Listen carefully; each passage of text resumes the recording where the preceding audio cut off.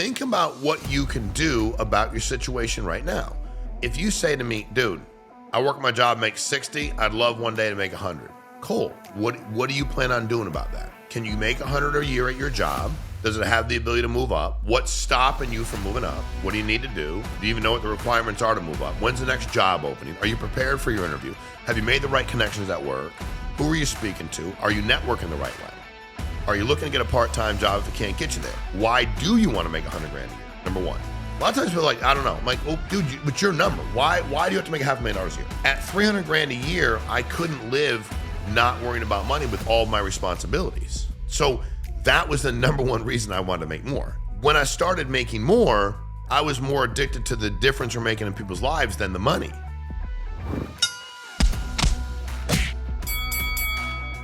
All right, guys, welcome to Punch Me in the Face, the podcast. Appreciate you getting on today. What I want to get to is the reality of where people have, or where the world, or where people have convinced themselves they should be at this point in time in their lives, financially. First of all, let's level set, right? I don't have any idea of what you should or shouldn't make a year. When people get on and go, if you make less than X amount a year, you're a loser. You're like, those people are really pathetically insecure and stupid. And they wouldn't say it to your face. They wouldn't say it to my face. You know, I've never thought money made people or didn't make them, ever. My position was I wanted to live without worrying about money. I wanted to take care of my kids in a way where I didn't have to worry about money. All my responsibilities in a way that I wanted to worry about money. I did want to give back, and I am competitive. But I never woke up one day and said, I want to make $10 million a year, $20 million a year, you know, get into industries and make hundreds of millions of dollars. I never thought that was never part of my goal. Things happen. Life is good. I work hard. I found industries that work. I took business principles that were already validated. I avoided things that didn't work. There's a lot of things I did. I can talk about those for hours. But I need you to understand that I didn't make any, for me, real money for me.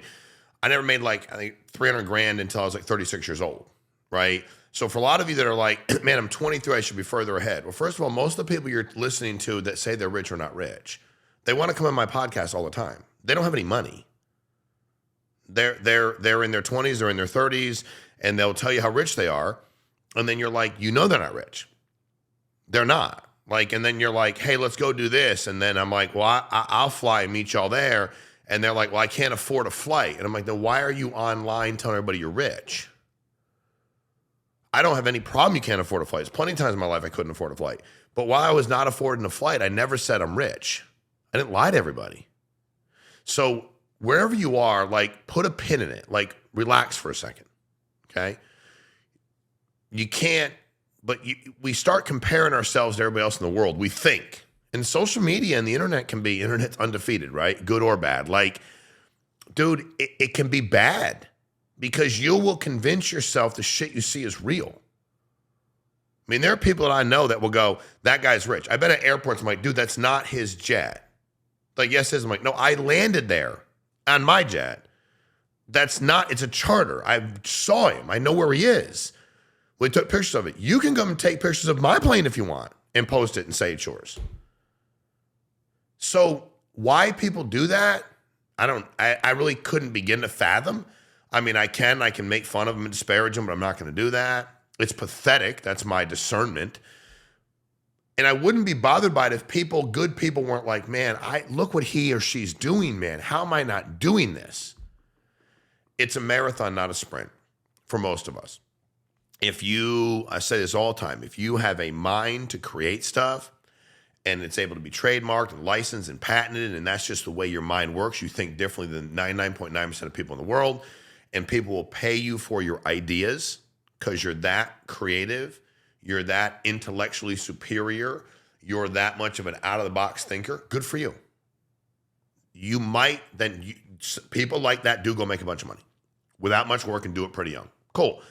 Maybe they manage it right, maybe they don't. I don't know. But for the rest of us that are going to make our money by finding business principles that work, by making certain businesses that exist today better, by putting our own spin on it, by acquiring companies, by investing in the right things, by being with the right private equity, whatever those things are, you have to understand that what happens to a lot of people I see is they get to be 24, 25, 26. They haven't made it. They listen to other people that haven't made it. But they're saying they made it.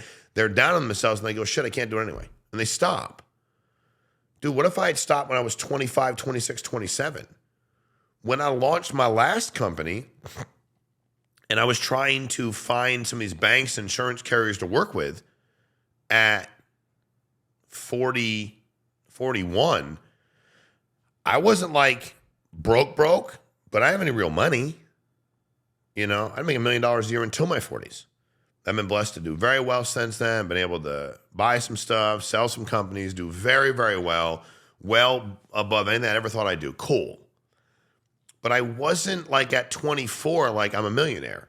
And I also don't have a statistic on this, but I'm a gambling man. I would bet that 75% of the people, 75, and I'd probably take the over if I was you, on the internet that claim to make a certain amount of money don't. 75% of the people say they're millionaires or not.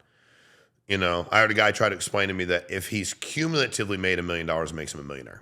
And I'm like, well, then everybody's a millionaire because if you made 50 grand a year, and you work 10 years, that's $500,000. And you work 20, you made $1 million. Like, but it's just people they want it. They love these terms and these sayings, and I'm going to be this, I'm going to be that. So first of all, take a breath. It's okay. It's perfectly fine. They're full of shit. You're not. I do meetings all the time. I go, anybody ever been to a point in their life where they wanted to quit? And I always love, like, I wait. I go, no, hold them up. And I'm like, okay, there's 140 people in here. 14 of them raise your hand. Work with these people. Rest of y'all are full of shit. Because of course you've been in that place in your life. Of course you felt down. Of course you didn't know what to do. That's part of life. It's, have you been honest with yourself? Okay, so there's nothing you can do about what you haven't made in the past. Like there's zero you can do about it. You can't go back and make 4 years better. You can't go back and change your trajectory. You can't go back and go, man, you can always change your trajectory today on. You can never go back and change it. So decide for you what is going to be financially successful. You have to decide that. I can't decide that for you. When I was making 300 grand a year in 36, I wasn't living the way I wanted to live. I was still nervous. There were things I couldn't do for my kids. There was money I couldn't get back. I was still frustrated and nervous about that, but I wasn't like flat broke. But I knew that wasn't where I wanted to be. My thing, though, was I got crazy focused on everything I could control, and I found businesses that I knew were going to be good for people. When I was younger, I got hired at companies, and I watched the companies struggle, stumble, and their business practices, they were small businesses. They weren't good. And the thing they all had in common is they were not customer-centric. They were not focused on their customer, their client. They were not. They were focused on themselves, the amount of money they were going to make. So here's a tip. You want to get rich? Stop focusing on getting rich. You want to get rich? Stop believing the people that are full of shit that say they're rich, not rich. Stop having your entire focus on getting rich, because even if you make some money, you'll lose it immediately. You'll never sustain it. You need to find a way. I was listening to Kobe Bryant the other day talk, and they said, why basketball? And he basically talked about growing up in Italy and soccer and all these sports he played. And I'm paraphrasing, so if I get it wrong, you tell me I got it wrong, you might be right. But it was to the extent that basketball moved me. Like when I was down, I could pick up a basketball. I could go out just myself, shoot for hours. It moved me. Now, he had innate talent and it moved him. When I was young, and as he was saying that, I was like, shit, I took my buddies to apartment complex I grew up in, and the tree's now cut down. But we had a tree, and none of us had any money, and we had a rim. And we would hammer and nail that thing to the tree.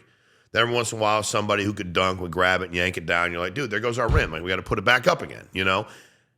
Shooting by myself, he said you would shoot and you would put yourself in the NBA finals and you would see yourself there. And it's funny because it hit me and I thought, I used to do the same thing. But it was peace for me. I had a lot of chaos in my childhood. It was peaceful. But I never envisioned myself being in the NBA or playing in the finals, even though I was 6, 7, 8, 9, 10. I convinced myself that I was playing college basketball and that I was playing for the University of Connecticut. I was young, but I was young enough to know I was smart enough to know I was not going to play in the NBA. I wasn't smart enough at that age to know I was not going to play Division I basketball, and that baseball and football, they moved me more, but I also had some talent so I could do something, right? But it's powerful what he said, right? Sales moves me. It's beautiful to me. The concept of finding products that people definitely need, not but that they need them. They want them, cool, but do they need it? Yes. The competition of that moves me. The excitement of that moves me. I found something that moved me, and then I was able to make a boatload of money, which I did, which is fine. But that was never the goal. It moved me to make a difference in people's lives. I was singularly focused on their lives. I could tell you how many clients I helped, whether it was real estate, life insurance, whatever it happened to be, I could tell you how many clients I helped. The money, I knew I was making money. I couldn't tell you I was never a daily P&L guy. Some people are. I was laser focused on the amount of people I helped. How many did I help? And how can I get better at that? And how did I feel? I was moved by the genuine appreciation of people because I did something good for them. Genuinely moved. Like I was moved. And I think we don't do that enough. We get so caught up in what people are making, the car they're driving, how they're dressed. Let me be clear. None of that shit matters to me at all. You know, I try to wear good suits, try to wear different colors, try to be different. They ain't cheap. They fit me better. But if I get to wear shorts, t-shirt, or suit, I pick shorts, t-shirt. You know what I mean? I'm good driving whatever. I have nice cars. Cool. They're fun. Private aviation is much more convenient. I really have no desire to be more inconvenienced. I want to be convenient. I want to get back and do things I want to do with my life so I don't spend my entire life sitting in an airport, which is what I did for years. But that was never my goal. And I think a lot of you out there have to understand that at your age, dude, you're doing good. You know, the struggle for a lot of people is we have these grandiose ideas of what we're going to accomplish. If you're still in the fight today, like you're in the fight, you're getting up every day, you want to better your life, and you're in the fight, dude, you're winning. You're winning. And that was my thing. Every fucking day I got up earlier than other people, worked out, thought about my business, whatever was going on in my bank account, I was winning. Now, I needed to win financially as well, take care of my family, do things I want to do in my life. Like I needed to do that, right? But you're already winning. You have that momentum. You have to, and part of this whole podcast thing, a big part of it, social media, podcast, book, events, speaking.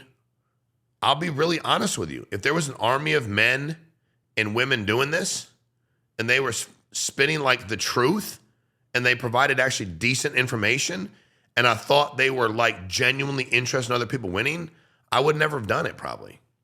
I'd be like, dude, it's art, like they're doing good. I got in the life insurance business. I was like, somebody has to do it better than everybody else is doing it. I think we can do that.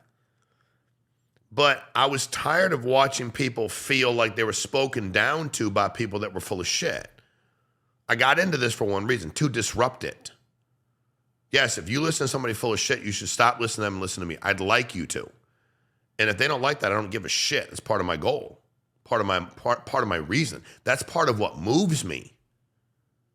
If you stop listening to somebody that's full of shit every day, who can't help you, nor do they care about you, and do this in your personal life, by the way, not just on the internet, not just on social media, not just on YouTube. Find real people that care. Guy sent me the other day, thanks for responding to my message. I'm like, dude, why would I not respond? Like when you tell me you appreciate something I said, that means the world to me. Thank you. I appreciate that because I'm just doing the best I can. And the roller coaster ride that I've been able to have from a business standpoint and personal standpoint provides a lot of information that you can learn from, that I've learned from. So think about what you can do about your situation right now. And again, if you say to me, dude, I just want to make, and not just like it's terrible, I want to make, I work my job, make 60. I'd love one day to make 100. Cool. What do you plan on doing about that? Can you make 100 a year at your job? Does it have the ability to move up? What's stopping you from moving up? What do you need to do? Do you even know what the requirements are to move up? When's the next job opening? Are you prepared for your interview? Have you made the right connections at work? Who are you speaking to? Are you networking the right way? Are you looking to get a part-time job if it can't get you there? Why do you want to make 100 grand a year? Number one. A lot of times people are like, I don't know. I'm like, oh, dude, what's your number? Why do you have to make $500,000 a year? At 300 grand a year, I couldn't live not worrying about money with all of my responsibilities. I couldn't. So that was the number one reason I wanted to make more. When I started making more, I was more addicted to the difference we're making in people's lives than the money. The first time, I remember the guy I worked with that did my books and would get them over to the accountant, handle a lot of stuff internally. He's like, man, you've made 20 grand a week for X amount of weeks, which he's like, you do 20 grand a week, it's $1 million a year. And I'm like, yeah, no, I can do the math. But I was so excited about what we were doing. It was like, like I was happy, don't get me wrong. And then I'm like, then why can't I do 40 a week or 60 or 80 or $100,000 a week? I mean, that's why not? Of course I can. But am I doing something that's good for people, and are people around me making money as well? And those two things are met, then life is really good. So I think for a lot of us, we kind of get forced into this, we have to hurry up and do it. If we don't do it the next 3 years, then we failed miserably. And then we don't do it, we go, see, we tried. And it's like, dude, you're 31 years old, so now it's a wrap? Yeah, I just tried, I gave it everything I could, man. It's just not in the cards for me. It's not that easy. Don't want to take the risk. And I think that's part of why I love the business we're in as well. There are other lines of insurance I could have sold. I was like, this one seems to pay better and have more competition and more accountability for me. And I wanted all those things. Everybody's different, right? Sometimes when I coached, played ball, whatever it was, I never was excited about a team I knew we were going to beat the living shit out of. Those were hard for me. Like I'd still be, but it was like, I never got excited going, you know what? We played them. We had this school and I don't even know if they have a baseball team anymore. But we beat them like 20, but like baseball, like it'd be like 22-0 in the third inning. And yes, we were really good and they were just really bad. And I would say to my coach, do we have why do we have to play them? It's like, well, because location in Connecticut, they're on our schedule. I'm like, and I'd be like, coach, I'm totally down. Like, if you're going to play anybody, because these guys don't get playing time sometimes when play them. I mean, dude, the guy's throwing hand grenades out there from the mound. He's no good. Football, same thing. I was more excited to play the team that beat us by 3-4 touchdowns and try to show out and do the best I could and play as hard as I could because nobody thought as opposed to, man, we beat those guys by 4 touchdowns and actually they didn't, and we didn't even play well. It's like, oh, great, this is going to be exciting. So for me, that's what I wanted moving forward too. Some people don't. They're hoping the number one player's out. They're hoping, they're watching their kid play. When my son's playing ball, I was like, I never wanted the best player from the other team to be out. Ever. Those are my favorite games to watch. I wanted the best basketball player in their team to play because he's most of the time the best basketball player in his team. So I was like, I want to watch this. I want the best dude to cover him, and I want him to have to cover the best dude. When he pitched, I was like, I want him to pitch against the best possible people he can ever find. That's life. So that moment in time, that's life. You're there, he's there, ump's there, ain't nobody coming to get you. It's a beautiful thing about pitching. Like, I wanted that. And I watch people thrive in that, and when they do, it's like, you're onto something now. Business the same way. Your life's the same way. You look at it today and go, all right, you have two choices. I can communicate with people that make me feel good about doing nothing. There are plenty of them out there. Or I can communicate with people that will challenge me. I say to people all the time, there's 3 reasons you need to be in business with me. Number 1 is whatever I'm teaching you to do, I've done it, and I'm probably doing it right now. If it's sales, I've done it. I'm doing it now. I'm better than most people you're ever going to meet. I don't sit on my ass. I'm not a positional leader or manager. I work my ass off. Number one. Could be anywhere. I was working in the state of Connecticut. It was like, I've done what you do. I'm still doing it now. There's a problem with the client, put them on the phone. You want them to come see me, bring them to the office. Like, I do what you do. Number two, I will be very, very, very direct with you. Very direct. I'm not going to break you down to harm you. I'm not going to belittle you or be condescending, but I will work hard to help push you, change things, and then build you up. But I will be honest. So if you call me and want to feel good about doing nothing, you won't. Don't call me, but you shouldn't want that from somebody. If that's what you want from somebody, I'm definitely not your guy. And third, I'll never give up on you if you don't give up on yourself. Never. Never one time. And you need to figure that same thing out for you, whether you're coach. What is it about coaching? Same thing. I played ball. I worked hard. I understand the game really well. I'll be straight with you and your kid. Never mislead you. Totally got it. And I ain't never going to quit on you or your kid unless y'all quit on yourselves. Those things work everywhere. They can be personal, professional. Those are things that transcend everything else. You have to understand, what is it about you? What is it about you that makes me want to work with you? Why? Can you see yourself as a businessman or businesswoman? Stop listening to people that are full of shit about their income and worry about your situation. And again, don't set delusional goals, because it's a self-fulfilling prophecy. You won't hit them. You're making 60 grand a year and you're like, I'm going to make $1 million next year. No, you're not. Not unless you created something. You're not. You might step in shit. Blind squirrel finds a nut. Cool. But most likely you're not. But you sure as hell can go from 60 to $110. And you can go from $110 to $3. And then maybe you do something outside. You start building your business. And then all of a sudden you're like, man, this is making 300, 400, 500 grand a year. Boom, 4 or 5 years later, I'm making $1 million a year. Cool. I'm not saying you can't hit it. You go buy a lotto ticket and make $1 million. They take half it, you get $500,000. Like, life is good. But don't set up goals that seem so grandiose. Then there's no accountability for you. First thing I'd say if you did that was, what do I care about what you're going to do in 5 years? What are you going to do in your next 30 days? 30 days. What are you going to do in 30 days? Not 6 months, not 10 years, 30. Because if they're year goals, 2-year, 5-year plan, today doesn't matter. Tomorrow don't matter. Next week doesn't matter. If it's 30 days, the mother effing clock is ticking. The second you commit to it, clock ticks. You only got 30 days. You have to work as hard as you can in 30 days. You ain't got 30 days. Don't set a goal up you can never attain, because then you'll feel like, I didn't let myself down. I knew I could never do that anyway. I had no shot to do that. Why would you do that? I mean, that's like, I show up to practice and I'm like, let me show you all how to play defense. I'm going to cover Kobe Bryant. I have zero risk. Everybody in the world knows I can't cover Kobe Bryant. Kobe Bryant knows I can't cover Kobe Bryant. More importantly, I know I can't cover Kobe Bryant. And when I don't cover Kobe Bryant, nobody will think I failed, because nobody thinks I can do it. But if I show up and go, you know what? Blake Griffin, he sits on the bench of the Celtics. He don't ever play. I'm going to cover Blake Griffin. Shit, maybe I can. Maybe for a minute. Maybe not. They never put him in, so I don't know. Maybe I don't know. Maybe there's a sliver of a hope. Can I cover him from possession 2? I don't know. Can I cover Jokic? No, back me down, knock me in, dunk on my head and stand on my shoulders. No, that'd be weird. No, I can't fail when I already know there's no chance.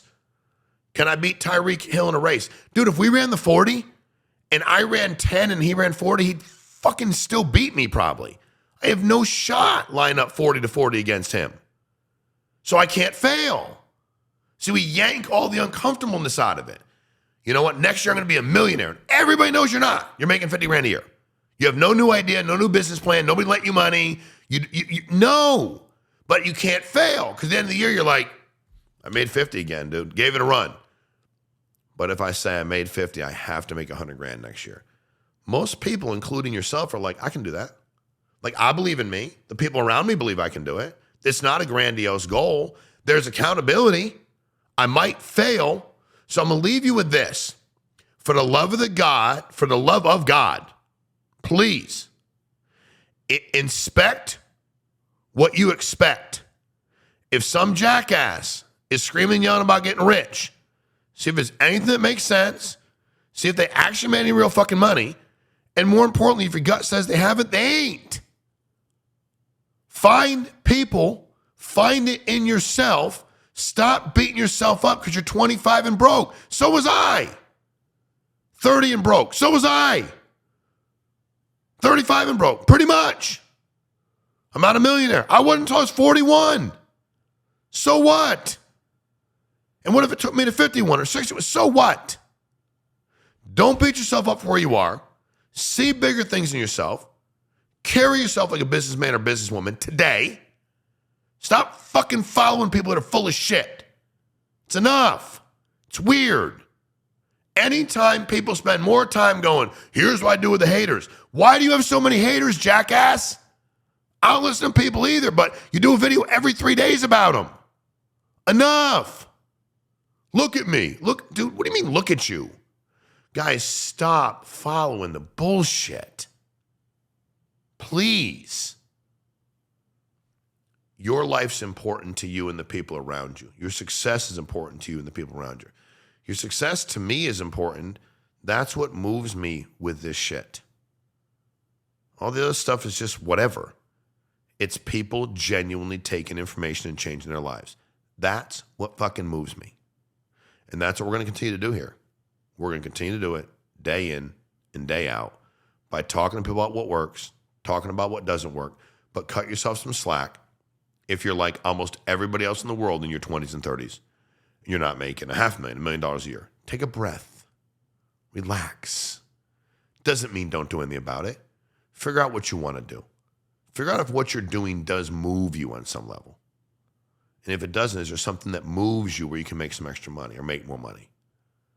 And your goals shouldn't be when somebody says, and you don't make $400,000 a year, you're not a man, you're not taking care of your family. It's like, bitch, I will knock you out in 2 seconds. You have a glass jaw, I'll punch you in the face. It'll be the first time you've been hit in the face too in your life. Never trust a guy that ain't been in a fight either. It's just as simple. That's an extra rule. You ain't got to be Mike Tyson, dude, but if you've run every time the shit went down, you never got whacked in the mouth, then, at least say, how's that song go? I don't know. I'd like to think I'm okay. And when the name of the song says something like that. What is that song around? I'll forget it right now. I'd like to think I'd be okay. I'm not I don't know, something or other. It's actually really good. But the dude's like, I don't know. I've never been whacked in the mouth, but I'd like to say I'd stand up for myself. I think I would, but I've never been through it. If you're bobbing and ducking every time life throws a punch, that's why you're not getting ahead. That's where the whole punch me in the face concept comes from. It's okay to get punched in the face because you keep getting back up. And what fucks people up is not your superior intellect or your charisma. It's, you know what? That dude just keeps getting up. Like, we keep competing with him, and every time we knock him down, he gets up. I wanted to be in any of the scenes in the movie. I was like Rocky Balboa in Rocky 1. Where Creed's like, dude, what is he doing? It wasn't talent. It wasn't like, it was like, you know what? I'm bleeding from my eye, broken nose, can't see shit. I ain't going nowhere. And I remember watching the movie going like, I want to do that. No, Apollo was badass, athletic, beat the shit out of Rocky, got it. But I'm like, that's where I want to be. And I know the cinematography is not what it is nowadays. Hard to watch. You get to see what happens in movies over the course of a lifetime. I get it. But that's some of the best acting I've seen in my life because Rocky gets up like every man should want to get up. And it's like Apollo was life or your competition or your judge and jury. And he's just like, really? Like, he's up again? Like, what do I got to do to this dude? And that's how you become successful, wealthy, rich, whatever those things are for you, with your definition. I can't tell you what it means that you spend any time joining us and punch me in the face. Please cut yourself some slack. But also on the flip side, get off your ass and come up with some 30-day goals, realistic goals that you can hit and you can miss, and you'll feel an angst over missing them because they're achievable. That's where they should be. And continue to work your ass off. We're going to continue to give information day after day after day on here that will teach you business lessons and life lessons that will allow you to get ahead. Please share, subscribe. Somebody's out there needs to hear this, send it over to them, comment. We really appreciate your participation. And I'm just trying to get better every day, but we're going to shoot you freaking straight. And we're going to get rid of all this BS out there. And we're going to disrupt the hell out of what fucking people are saying because they're going to start fucking talking about shit that actually helps people instead of showing off, showing out, and being full of shit because they have a low self-image, and that's how they compensate for it. So appreciate y'all. Have a great day.